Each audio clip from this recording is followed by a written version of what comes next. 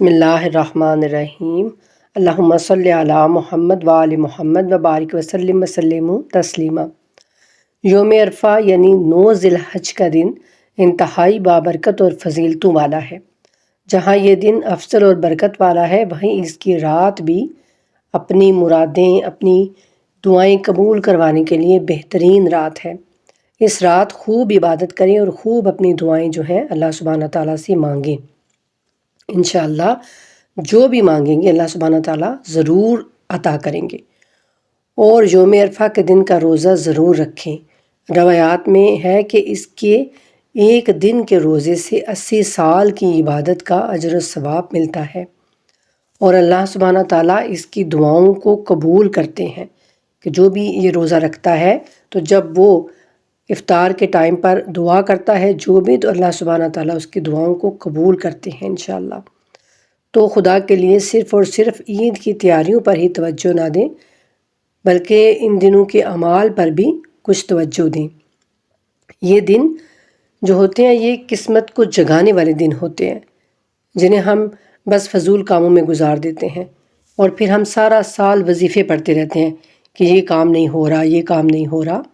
اور جب اللہ تعالیٰ کی رحمت، یعنی یہ دن جو ہوتے ہیں یہ اللہ سبحانہ تعالیٰ کی رحمت جوش میں آئی ہوتی ہے، تو ہم جو بھی اللہ سبحانہ تعالیٰ سے مانگتے ہیں نا، تو اللہ تعالیٰ اپنے بندے کی ہر دعا کو قبول کرتے ہیں۔ یہ دن ایسے ہیں، تو ان دنوں میں زیادہ سے زیادہ اپنی زبان پر چلتے پھرتے اللہ تعالیٰ کی تکبیر، تحلیل اور تحمید جاری رکھیں، جو بھی آپ کو آسان لگے۔ چاہے آپ سبحان اللہ والحمد للہ ولا الہ الا اللہ واللہ اکبر ہی پڑھ لیں، یہ سب سے آسان تسبیح ہے۔ تو آپ جو بھی یعنی آپ کو اچھا لگے، آپ آسان لگے، وہ آپ اپنی زبان پر جاری رکھیں، چلتے پھرتے اٹھتے بیٹھتے آپ اس کو پڑھتے رہیں۔ ان دنوں کی فضیلت صحیح احادیث سے ثابت ہے، تو خدا را اپنے رب کو راضی کرنے کی کوشش کریں، اور جو بھی مانگنا چاہتے ہیں، جو بھی آپ کے دل میں ہے، اپنے خدا سے اپنی باتیں شیئر کریں۔ یہ وہ دن ہے کہ اپنے رب سے راز و نیاز کرنے کے دن ہے۔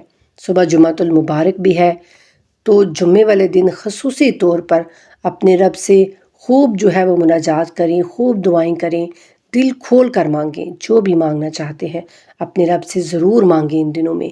بس یہ 2-3 دن رہ گئے ہیں، اور روزے کا بھی بہت اہتمام کریں، روزہ بھی رکھیں، اور زیادہ سے زیادہ دعائیں کریں۔ زیادہ سے زیادہ اپنے لیے جو مسلمان بھائی ہیں جو مشکل میں پھنسے ہوئے ہیں، فلسطین میں، کشمیر میں، ان سب کے لیے خصوصی طور پر دعائیں مانگیں۔ اللہ سبحانہ تعالیٰ ان سب کی بھی مشکلات کو آسان کر دیں، ان کے لیے آسانیاں پیدا کر دیں، اور آپ سب کی بھی جو بھی نیک تمنائیں ہیں اللہ تعالیٰ ان سب کو پورا کریں۔